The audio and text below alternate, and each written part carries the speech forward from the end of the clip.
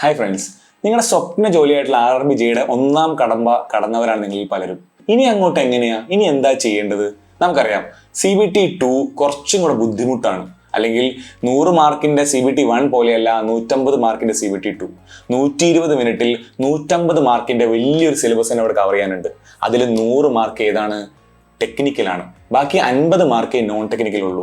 Non technical തന്നെ physics, കെമിസ്ട്രിക്ക് 15 mark, general അവയർനെസ്സിന് 15 mark, അതുപോലെ ബാക്കി 10 മാർക്കുകൾ പുതിയ സിലബസ് ആയിട്ടുള്ള ബേസിക്സ് ഓഫ് കമ്പ്യൂട്ടർ ആപ്ലിക്കേഷൻ, അതിൽ ബേസിക്സ് ഓഫ് എൻവയോൺമെന്റിനുള്ളതാണ്.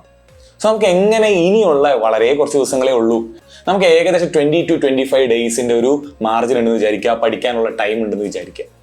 എങ്ങനെ നമുക്ക് ഈ 150 മാർക്ക് ഏറ്റവും നന്നായിട്ട് സ്കോർ ചെയ്യാം?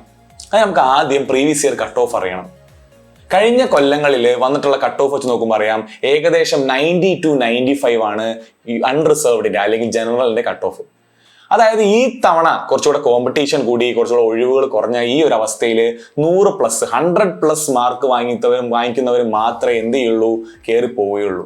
അല്ലെങ്കിൽ RRBJ എന്നുള്ള ജോലി സ്വന്തമാക്കണമെങ്കിൽ 100+ എന്ന് പറഞ്ഞൊരു ടാർഗറ്റ് വെക്കുക. ഈ 100+ ടാർഗറ്റിൽ എത്തുമ്പോൾ നോൺ ടെക്നിക്കലിന്റെ 50 മാർക്കും ടെക്നിക്കലിന്റെ 100 മാർക്കും അതിൽ എത്രയാണ് സ്കോർ ചെയ്യേണ്ടത്, അതിനെപ്പറ്റി ഒരു ധാരണ നിങ്ങൾക്ക് തരാനും എങ്ങനെയായിരിക്കണം നിങ്ങളുടെ പ്രിപ്പറേഷൻ എന്നൊന്ന് പറഞ്ഞുതരാൻ വേണ്ടിയിട്ടാണ് ഞാൻ വന്നിട്ടുള്ളത്. നമുക്ക് നോക്കുമ്പോൾ ടെക്നിക്കലാണ് ഇവിടുത്തെ major player. 100 marks of technical.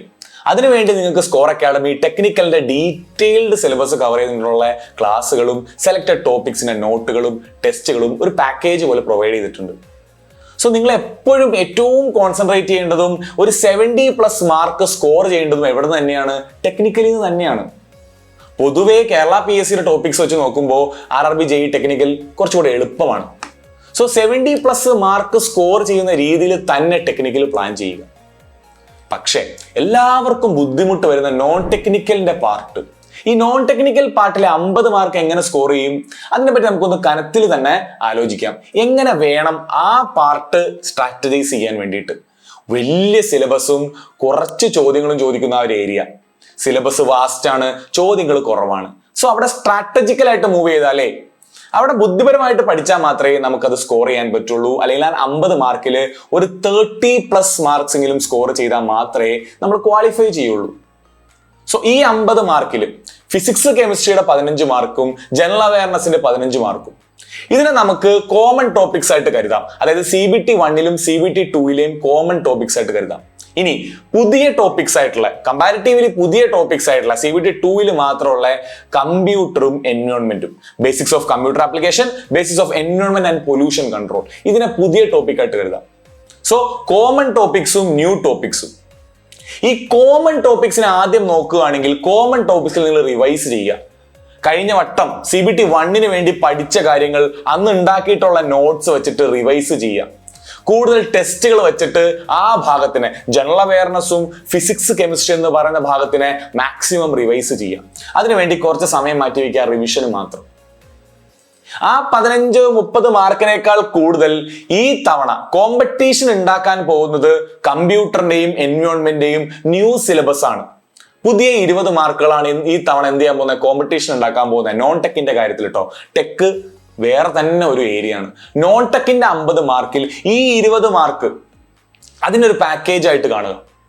Score academy നിങ്ങൾക്ക് വേണ്ടിയിട്ട് ഈ എൻവയോൺമെന്റിന്റെയും ഈ കമ്പ്യൂട്ടറിന്റെയും ക്ലാസ്സുകൾ, അതിന്റെ കൂടെ തന്നെ അതിന്റെ പൂർണ്ണമായിട്ടുള്ള notes, full notes of environment and computer, അതുപോലെ അതിന് വേണ്ട ടെസ്റ്റുകൾ, ക്ലാസ്, നോട്ട്, ടെസ്റ്റ്, ഈ 3 പാക്കേജുകൾ പുതിയ സിലബസിലെ 20 മാർക്കിൽ 1 മാർക്ക് പോലും കളയാതെ സ്കോർ ചെയ്യാൻ വേണ്ടി പ്രീവിയസ് ഇയർ ക്വസ്റ്റ്യനെ മനസ്സിലാക്കിയിട്ടുള്ള ക്ലാസ്സുകൾ, പ്രീവിയസ് ഇയർ ക്വസ്റ്റ്യൻ പോലെയുള്ള ടെസ്റ്റുകൾ, അതുപോലെ എല്ലാ ക്വസ്റ്റ്യൻസും നോട്ട്സും ഇമ്പോർട്ടന്റ് ടോപ്പിക്സും ഉൾപ്പെടുത്തിയ നോട്ടുകൾ. സോ അവിടെ നിന്ന് നിങ്ങൾക്ക് ഒരു 30+ സ്കോർ ചെയ്യാൻ ഈ ഒരു സ്ട്രാറ്റജി ബെസ്റ്റ് ആയിരിക്കും, ഈ ഒരു സ്റ്റഡി പ്ലാൻ ബെസ്റ്റ് ആയിരിക്കും. അതുപോലെ നിങ്ങൾക്ക് പ്രശ്നം ഉണ്ടാക്കുന്ന ഒരു ഏരിയയാണ് കറണ്ട് അഫെയർ കമ്പൈലേഷനുകൾ. ഈ കറണ്ട് അഫെയർ കമ്പൈലേഷനുകളും കഴിഞ്ഞ വട്ടം CBT1ന് തന്നതുപോലെ തന്നെ 15 കറണ്ട് അഫെയർ കമ്പൈലേഷനുകൾ ഫെബ്രുവരി വരെയുള്ള എല്ലാ കറണ്ട് അഫേഴ്സും അപ്ഡേറ്റ് ചെയ്തിട്ടുള്ള കറണ്ട് അഫേഴ്സ് നിങ്ങൾക്ക് 15 അവൈലബിൾ ആക്കുന്നുണ്ടാവും കോഴ്സിൽ.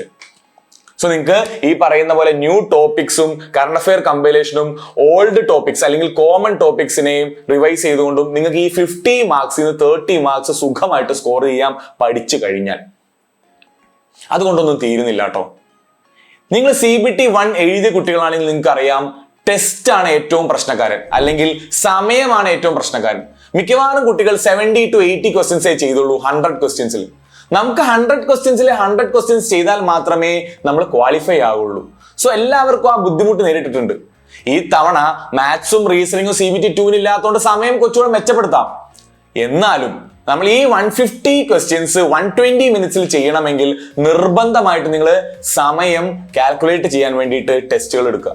അതിന് വേണ്ടിയിട്ട് ഒരു ഡീറ്റെയിൽഡ് ടെസ്റ്റ് സീരീസ്, സബ്ജക്ട് ടെസ്റ്റുകൾ ടെക്നിക്കലിന്റെ, സബ്ജക്ട് ടെസ്റ്റുകൾ നോൺ ടെക്നിക്കലിന്റെ, അതുപോലെ മോക്ക് ടെസ്റ്റുകൾ, ഇതെല്ലാം ഉൾപ്പെടുത്തിയിട്ട് 38 ടെസ്റ്റുകളുടെ ഒരു ടെസ്റ്റ് സീരീസും പ്രൊവൈഡ് ചെയ്തിട്ടുണ്ട്. അങ്ങനെ ഒരു full on crash course RRB JEE CBT 2 കടക്കാനുള്ള ഫുൾ ഓൺ ഡീറ്റെയിൽസും എല്ലാം ഉൾപ്പെടുത്തിയിട്ടുള്ള ഒരു ക്രാഷ് കോഴ്സ് അല്ലെങ്കിൽ ഒരു കോഴ്സ് നിങ്ങൾക്ക് വേണ്ടി സ്കോർ പ്രൊവൈഡ് ചെയ്തിട്ടുണ്ട്. എത്രയും പെട്ടെന്ന് അതിന് ഉപഭോക്തരാവുക, അതിനെ ഉപയോഗപ്പെടുത്തുക. എല്ലാവർക്കും എൻ്റെ best of luck. Thank you.